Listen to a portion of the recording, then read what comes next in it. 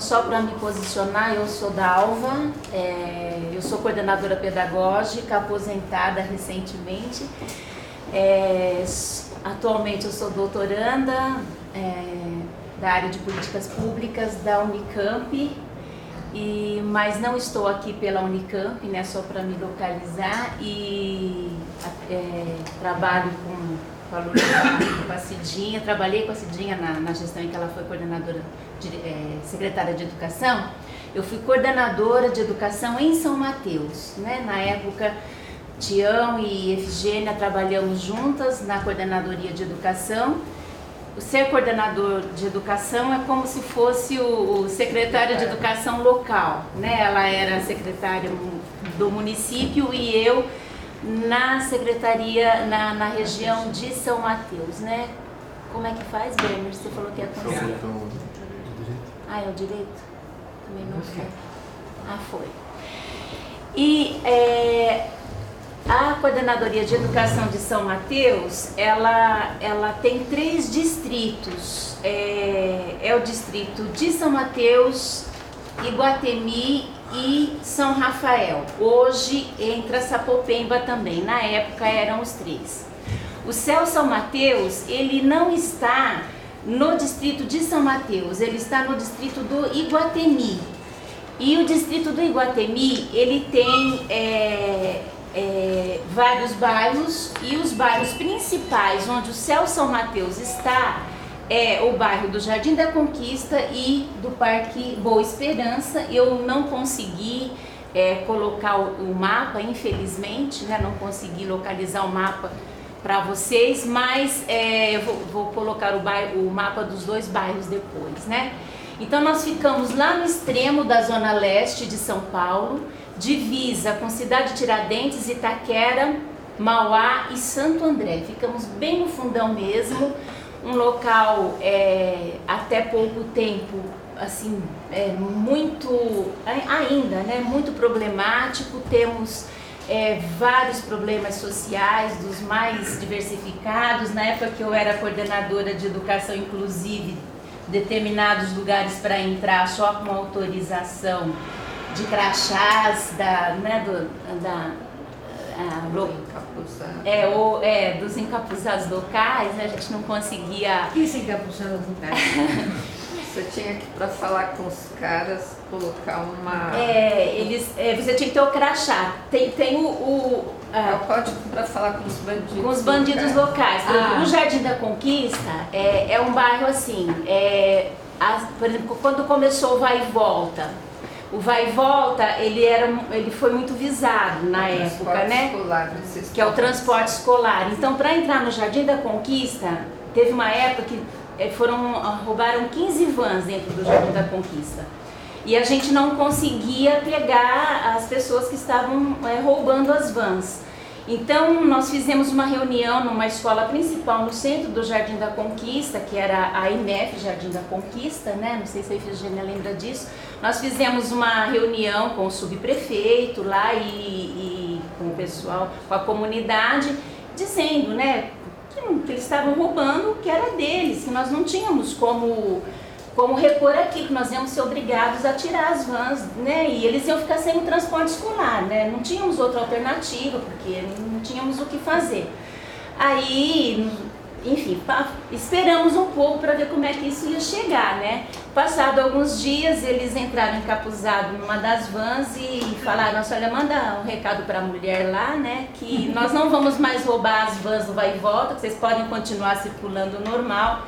Nós vamos roubar caminhão das Casas Bahia, de outros transportes, mas não vamos prejudicar as crianças, as vans vão continuar circulando. Eu falei, bom, problema resolvido, não tivemos mais vans roubadas, né? O nosso problema foi resolvido.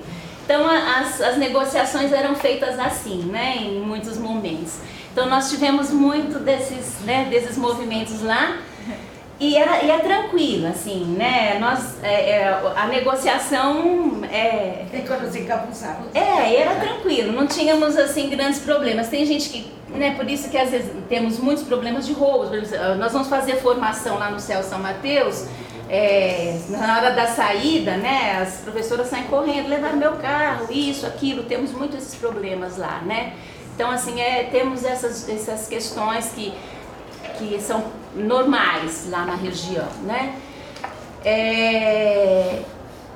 O Céu São Mateus, então, fica entre esses dois bairros.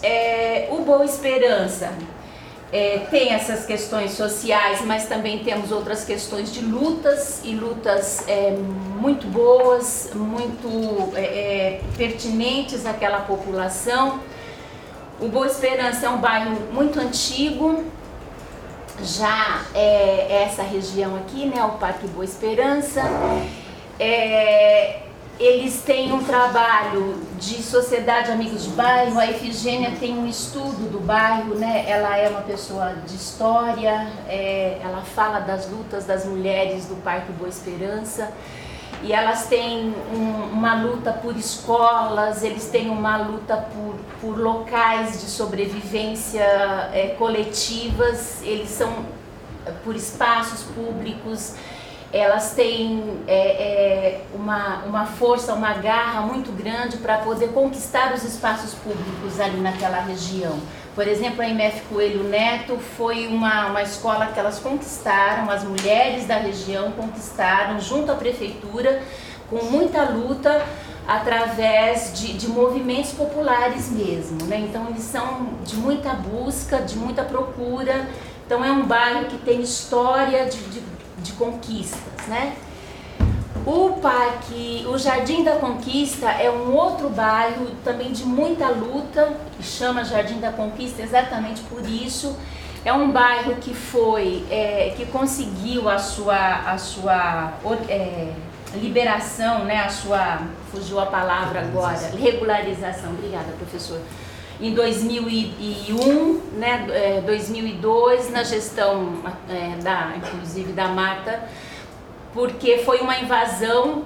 Depois da invasão, na época no final da década de 80, foi uma invasão, e essa invasão, se vocês forem olhar, inclusive as ruas, elas são muito estreitas, super estreitas, elas todas de terra.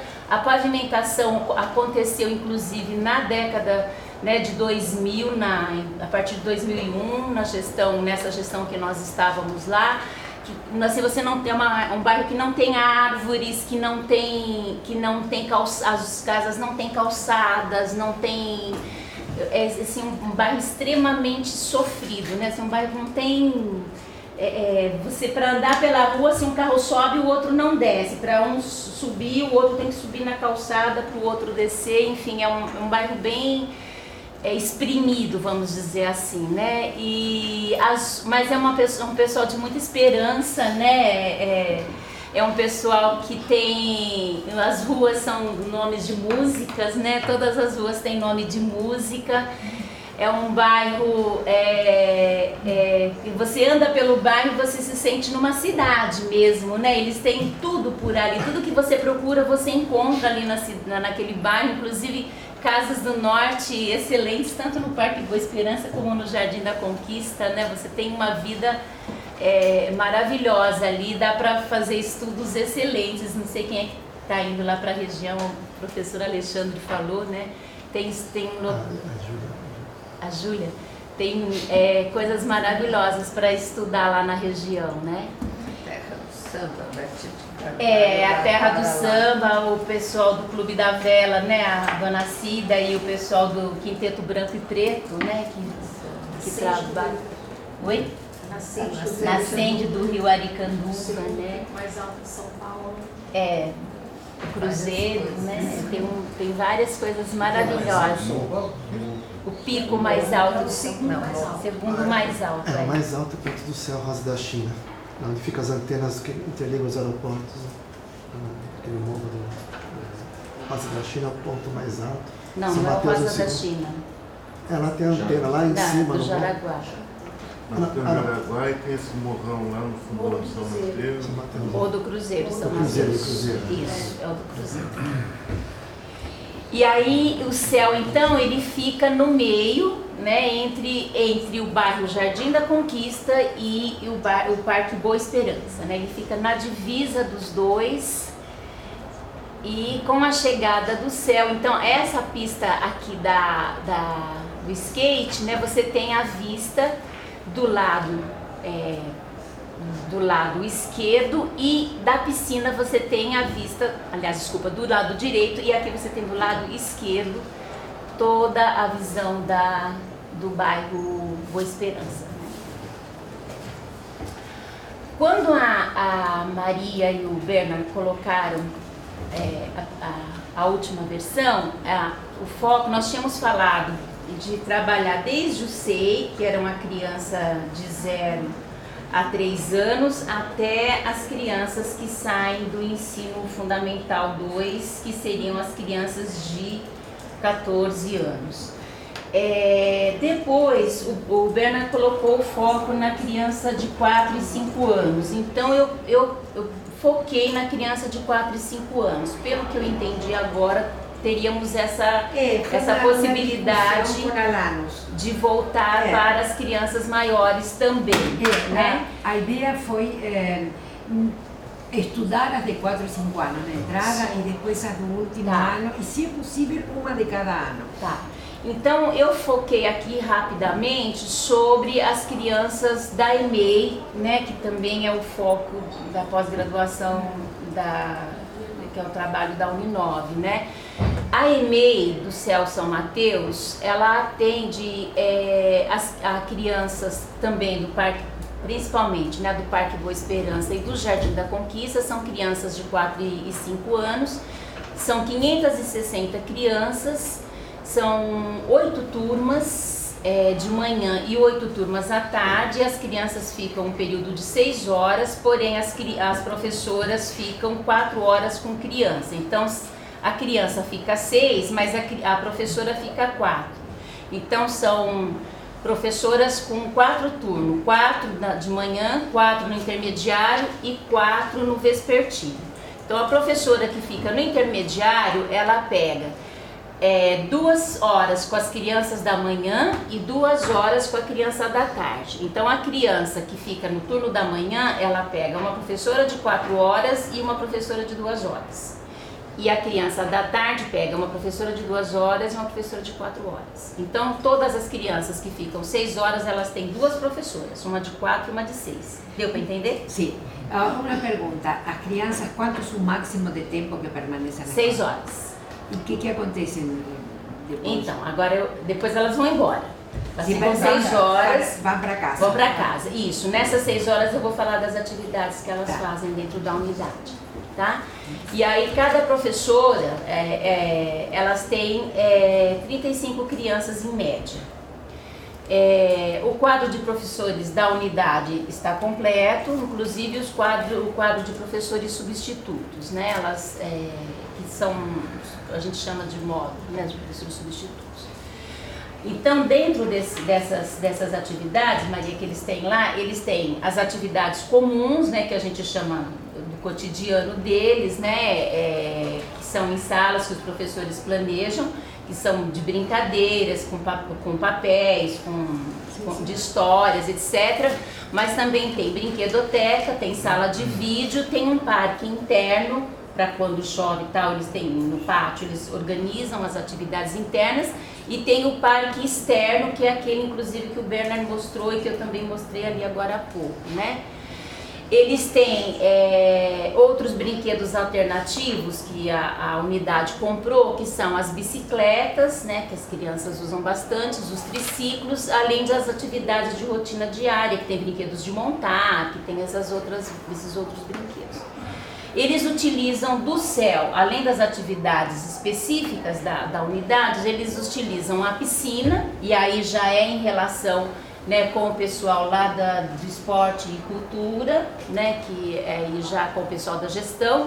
Eles usam da piscina, da biblioteca, o teatro, as atividades do teatro e dos outros espaços coletivos do CEL, conforme as agendas que são feitas no coletivo, e aí é feito com o coordenador de núcleo do CEL, né, que no caso é o que chama Paulo e a Pamela, que são as pessoas específicas lá do céu. Era isso que você estava perguntando? Não, eu queria saber isso que passava com a criança, porque o que nós vamos a pesquisar é o que acontece com a criança fora do corpo. Isso. Tá? Então, qual é o tempo, era a minha curiosidade, quanto tempo a criança permanece fora da escola? Porque se a criança permanece 12 horas na escola, possivelmente ela ganha muito tempo. Não, ela fica 6. Ah, ok. Os maiores podem ficar mais tempo, né, além da jornada, né, escolar, eles podem participar de outras atividades. Sim, eu entendi. Mas de 4 e 5 não. Elas ficam 6. Ok. E aí, para fechar, né, pelo título da pesquisa, e eu peguei lá do objetivo que o Bernard colocou, então qual é a relação entre o trabalho ocorrido na EMEI do Céu São Mateus e o desenvolvimento das crianças nas instalações da área onde vivem e o que elas vivem, né? E aí, pela nossa hipótese, né, que existem alterações palpáveis e visíveis no cotidiano das crianças que frequentam a EMEI do Céu São Mateus, que são influenciadas pela arquitetura e pelas atividades desenvolvidas dentro do espaço que elas frequentam, que as transformam e que transformam a sua vida. Posso comentar um pouquinho? Na segunda-feira, quem assistiu, né, quando a gente conversou, que mostrou o vídeo do céu, ali a gente fica muito claro que as pessoas falam muito do impacto da arquitetura, né, do espaço que representou. Eles não falam na escola, né, mas falam muito. Então é um morador que fala que significou que melhorou o comércio, né, que melhorou o ambiente, a urbanização, que passou a ter acesso, né, a teatro, a música, a outras atividades. E a gente tem muito relato desses do impacto, né? Até o próprio Mano Brown, ele lutou muito para ter um céu no Capão Redondo. E ele fala isso, que só de entrar, ele não sabe se melhora a educação. E ele pôs o filho dele para estudar lá. Mas que só de entrar naquele espaço, o impacto de você olhar muda a sua cabeça, muda a sua visão de mundo. Então a gente tem muita fala assim, de como esse prédio, quando você entra, que você participa, como ele mexe com você. Mexeu comigo? Não, mexe com todos. Que não mas faltava essa parte que a gente está propondo agora. Quer dizer, será que isso, além de ter esse impacto visual, de vivência, né, de convivência, se ele tem também no aprendizado, né, na formação do sujeito? Que a gente fala que a escola, né, as unidades educacionais, elas têm um papel social a cumprir, que não só a escolarização, né, que é essa coisa da participação, onde você começa a exercer e praticar a cidadania, sem a gente ficar fazendo discurso do que é a cidadania. Né? Então, ver agora nessa pesquisa como isso é apropriado de fato para essas crianças, né? Que impacto que isso tem para elas, né? Não só se elas são boas alunas ou não é isso que a gente está buscando, se ela tira nota boa, conceito máximo ou não, mas como isso impacta na vida dela, né? Enquanto estudante e na vivência que ela tem ali no bairro. Né?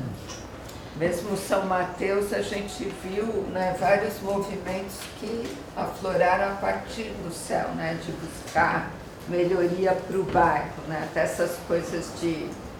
Cadalva contou, durante a construção, a gente tinha, como ele é no alto de um morro e não tinha como chegar, chegava às 6 horas da tarde, a gente tinha que pagar pedágio, se a gente fosse visitar a construção, tinha que parar.